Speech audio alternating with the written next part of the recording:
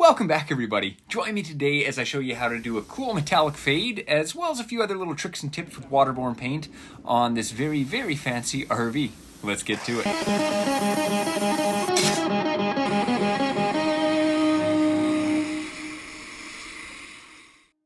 To start off here, we're going to do a little bit of wet sanding. If this front end looks familiar, it's because I did that marble and candy effect in my last video. If you haven't seen that, I recommend checking it out. It was a pretty cool and relatively simple technique. I'll throw a link to that in the description below. So I'm sanding with 600 grit wet there. Remember, wet sanding is always going to be a little more aggressive than dry sanding. That's probably the equivalent of about 500 grit dry. So with my body line really nicely exposed, just by using my sander flat on the surface there, I'm going to make some quick templates because it's going to be a lot easier to see this body line right now than when everything is wet sanded down and matte finish. You're not going to be able to catch any of those contours with the light of the booth even though that booth lighting is great. You're not going to be able to see any contours on a flat surface. So that's why I'm making this template right here. And to finish off my wet sanding, I'm going to go over all these exposed remaining areas with 800 grit. And the reason I'm using 800 grit here is we are just going to be putting clear coat in this area, no more effect or anything like that because, well, we've already done the effect. So just sanding that down, flattening out the texture. You saw in my last video, doing that marble effect does leave a lot of texture, so I'm working that texture out and just leaving a nice even surface for my clear coat to adhere to. And to get any of those remaining glossy edges, I'm just using some red and gray scotch wet. Again, I did just spray this clear coat, I believe, the day before I took this video, so it's still fairly fresh despite a bake cycle, so I find wet prepping, whether it's sandpaper or a scotch pad, makes it a lot easier. It doesn't ball up on here or anything like that. So anywhere that I'm going to be just clearing, I'm using a gray scotch wet, and anywhere that's going to be sealed or painted, I am using just a red scotch. And I did end up going over the entire upper area. I initially said I prepped in 600 there. I did use the red scotch on it because we are going to be sealing those areas, and I don't want to risk any adhesion issues because the red scotch is going to be a little bit more aggressive than 600 grit wet. You can see I've got my templates reinstalled. We do have the generator cover stuck back in there as well to make sure my lines all carry through properly. And you'll see in the finish shots of this how it all lines up and makes sense. But we're getting my fine line on there. Once I get the top line done, then I'm pretty much ready to finish masking, do my final cleaning, and then move on to sealer. Now I am using Imperium waterborne on this job. It's very, very, very similar to Sikkens in that it's a great system, really great color match, and abysmal coverage if you don't know what you're doing. Now at this point in my career, I've been spraying Sikkens, Accidental Nobel products, so Sikkens and Imperium, very, very similar paint systems. I've been spraying them for about 7 years now. I like to think I've got a pretty good idea what I'm doing. So you can see the color of my sealer there. It's a little bit darker than the side of the RV where I'm going to be blending my paint there. And I find with Sikkens, for most colors anyway, you want to go a little bit darker than the actual paint you're going to be putting on there. So you can see I'm spraying a little spot blender around the edges of my sealer there so I don't have a rough edge as well. Now we're at the back of the RV, sealing a couple spots back there, the middle cover or engine cover, whatever you want to call it, the hood I guess. We're back at the front of the RV here. Our sealer's flashed off. It's been 10 or 15 minutes. And I'm going to spray a little wet bed in our blend area. So wet bed with a waterborne system like this, essentially just a clear base coat. And all it's going to do is fill any sanding scratches from our prep stages. And it's not that you would even see any sanding scratches per se, but sometimes I find when you're spraying fine metallics, even aggressive metallics, just the metallics in the paint can land on those sanding scratches a little bit funny and just sort of leave a pattern almost. So it's not really sand scratches you're seeing, but the metallics will show. So now on to the whole point of the video. Our wet bed's flashed off there, and it's time to start spraying some color. So I use my photospectrometer, that's a fancy color matching camera for those of you who aren't in the industry, to get a color shot of my light silver. So I took that camera shot near the top of the RV, as well as my dark silver, which I took down at the very bottom of the RV. So I've got 3 mixes going on here. I've got my main light color, which I'm spraying right now. I've got my dark color, which will get sprayed near the bottom of the RV there. And I've got a 50-50 mix of the two. That's one of the cool things about this paint system is you can sort of mix and match how you want, to an extent. So I'm spraying my top color there. I'm going a little bit past where the light color finishes, so I'm going down into where the dark color is. And then I'm going to swap my gun here after I finish spraying the second side there to my 50-50 mix. Now this is a fairly long clip, I think it's about 4.5 minutes here, and as I'm sitting here editing, I was planning on chopping it up to keep this video a little shorter, but quite frankly, this one clip is the most important part of this whole video, because it's going to show you my exact process that I use the entire way through. Every single coat I do is going to be pretty much the same here, so it's sort of important that I show you all this. So I'm going around hitting all my edges. As you can see, I've got that generator cover pulled forward, but I've got it at the same height as where it originally was. That's because I need to be able to get paint on the edges of it. I need to get paint up in and around the edges of where it's recessed into the front of the RV. So yeah, this is the best thing I can come up with. I've got a couple large jack stands there that there's an excessive amount of wire holding it to. But you can see I'm going to be spraying the top of it here, and I'm trying to get the camera so you can sort of see the angle that everything does essentially line up. All right, so switching over to my second color here, that 50-50 mix, and this is where Sicken's or Imperium's lack of coverage is really going to come in handy for me. Because these colors are so similar, I couldn't have asked for an easier fade to do. Doing like a solid color like black fade onto something is going to be far more challenging than this, because this is going to blend right into itself as if I was doing a blend on a car, not so much a fade in that regard. But now you can see I'm just doing that 50-50 mix just around the middle section. I'm going to do it on the front of the RV cover here. And I realize that the front of the RV cover, or that generator cover, doesn't have a lot of that light color on the top of it, but I still need to hit it with that light color to make the fade effect work. While we're still fairly early in the video, I should just say that this is a very subtle fade, being a light silver to dark silver. If you're looking to like fade a black into a white, this is not the video for you. Just want to give you a heads up.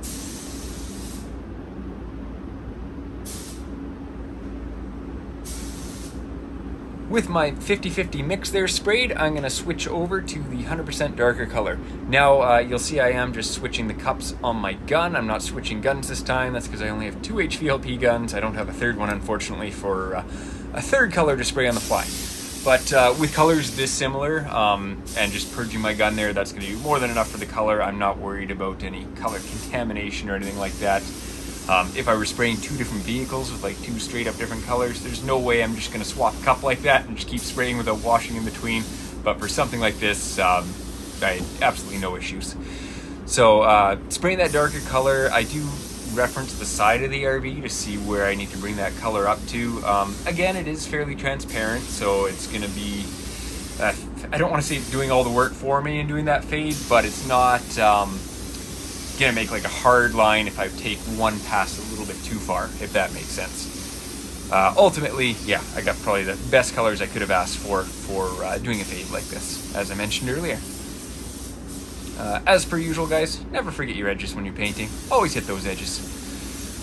So going around with that darker color, you can see we're already in really good shape. We're definitely not going to have to hit 4 or 5 coats on this thing. We'll need 2, maybe 3 coats with an orientation coat on top to get the coverage we're going to need before we clear coat. So we're at the back of the RV now, and we're doing essentially the same thing, although there were only a few spots up high that needed that light silver, so that's all I'm going to do is hit those areas. Fortunately, down in this corner too, you can really see that fade. It's a quite nice angle. So for the rear trunk, hood, engine cover, whatever you want to call it here, this rear panel, you can see I sprayed it on the bench there, and now it's mounted. I really wanted to hit my edges first, then get it mounted, and then that way I can make sure my fade all looks good from the outside, but that my edges still get coverage too. So going through exact same thing I was showing you in the front end there, I think I did end up doing 3 coats here is what I'm showing you, and everything turned out really nice. So back to the front of the RV, and this is my 3rd coat of base, I believe. Again, just time-lapse sped up. It's identical to that first one when I was really nattering at you. So now with all of our paint on there, we have coverage. It's time to do an orientation coat. So in my case, I like to leave my pressure about the same, but I do back off quite a bit, and I almost dust it on. So as you can see, I'm just going along, taking it easy here.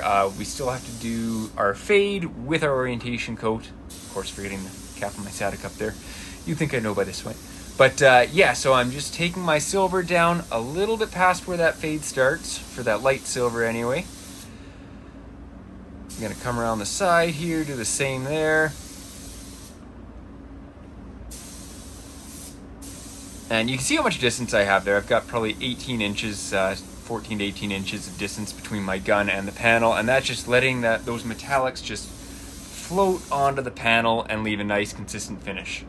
Alright, so switching to my 50-50 mix here, and we're going to do the exact same thing again, same as when we were spraying our normal base coats, but just orienting those metallics, getting everything to lay down nice and smooth. You can see me looking around the side there, checking where my fade needs to go. And yeah, you can see the whole engine cover is that starts with that medium dark silver, that 50-50 mix. So I bring it down close to the bottom there, pop around on the side of the RV. And quite frankly, this fade was the hardest part of this RV. The marbling on the front was a really cool effect, but not nearly as challenging as getting this fade to look nice. And switch my dark silver. You can see I'm just purging my gun really quick, getting any of that 50-50 mix out. And again, just going around the bottom there. I'm wrapping a little bit around the edge for my blend there, but not anything crazy, because obviously I don't want to spray too much into my blend area. And while we finish off my orientation coat here, let's talk about spray guns. I always find when I have a 20-minute video, I wonder what I'm going to talk about the whole thing, and then I find I never have enough time to cram all the information in.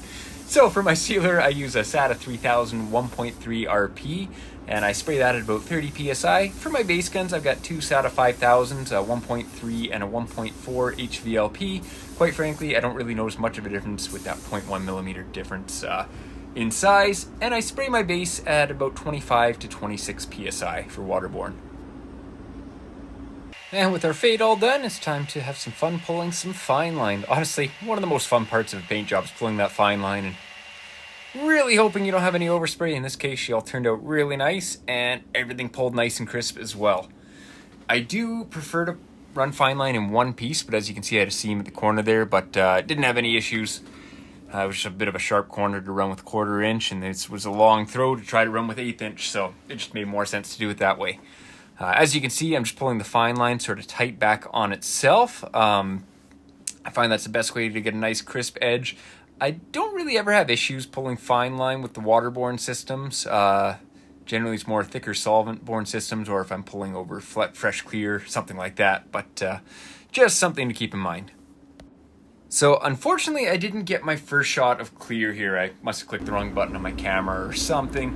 And keep in mind, guys, I'm at work. They're paying me to paint stuff. They're not paying me to take videos. This is just something I'm able to throw a camera in the corner and luckily bring you guys some cool content. So I don't always have time to be super diligent with the camera, so sometimes I miss stuff, but it is what it is.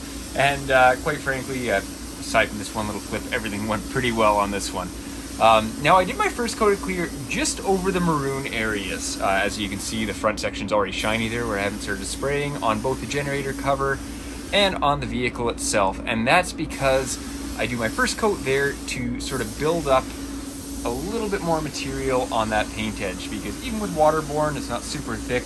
There's still going to be a paint edge when you're doing multiple colors. So by doing that first coat on there, it gives me a little bit more material build. And in this case, because it was right on a body line, we didn't even have to do any polishing on that, which was very happy for me, because if I can avoid polishing, I always avoid it. Not that I mind doing it. But yeah, clear coat, I'm using a SATA 5500 RP with a 1.3 O pattern tip. And I'm spraying at about 30 to 31 PSI. And as you can see, nothing fancy there, working my way top to bottom, trying to keep my wet edge on something big like this. It's not horrible. You just sort of work from one side over to the other. You don't need to be too worried about dry spray, but you can't just be bouncing around from one corner to the other and back again and expect it to turn out nice. So you do have to be always mindful of what you're doing and the order that you're doing it. Now, I'm sure there's someone out there who's probably noticed earlier in the video that the side of the RV is completely uncovered. That poly only goes about 10 feet back. And yeah, I'm well aware of that. Don't worry, they pay me a lot of money to paint these things, and I'm not going to go and cover a $2 million RV with overspray. So once I did my initial masking, I poly wrapped the front and back of the RV, and then I hit the whole thing with spray mask. So all those areas are fully protected. There's no need to be concerned about that. Trust me, I've thought about it. In a heavy-duty shop like this, where hourly rates are fairly high, we do certainly try to be as efficient as we possibly can. I use spray mask almost every day in my day-to-day stuff. This RV, not my normal day-to-day stuff, but definitely something I'm happy to take on. It's definitely a nice break from spraying collisions on semis anyway.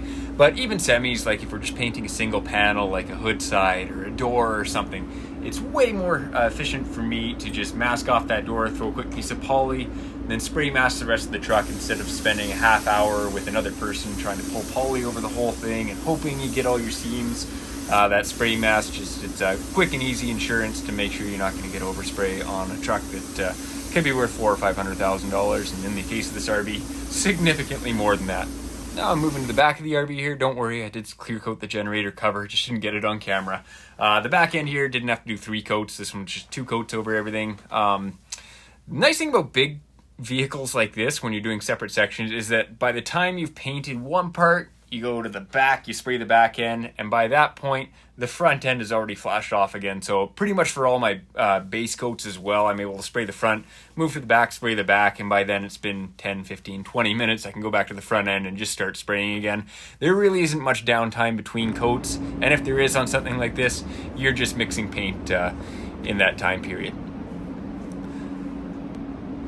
So with our 3 coats clear in the front, 2 in the back, we can do a little walk around here. You can see that nice marble effect we did in the last video, looking beautiful with that sanded clear and almost a flow coat, you could call it on there. Not quite, but you get the idea.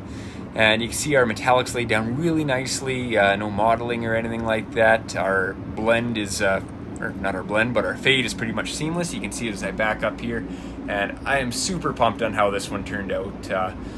I could not have been happier with it.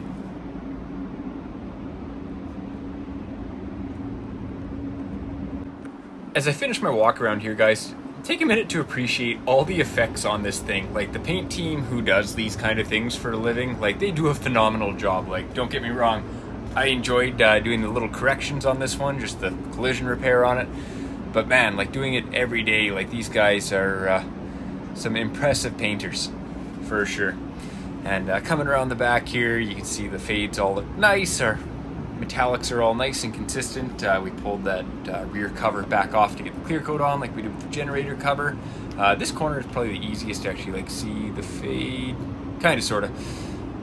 Booth lighting doesn't really do it any favors, but we'll pop out of the booth here in just a moment. I'll give you a little walk around to the front of the RV, just to sort of get an idea of what it looks like. All reassembled, all the lights back in, and the customer was happy with this one. I was happy with it. Pretty sure my boss was happy with it. This is just a good job. Overall, it went smoothly. The body man who did the work on it did a phenomenal job rebuilding the front end of the fiberglass on this thing.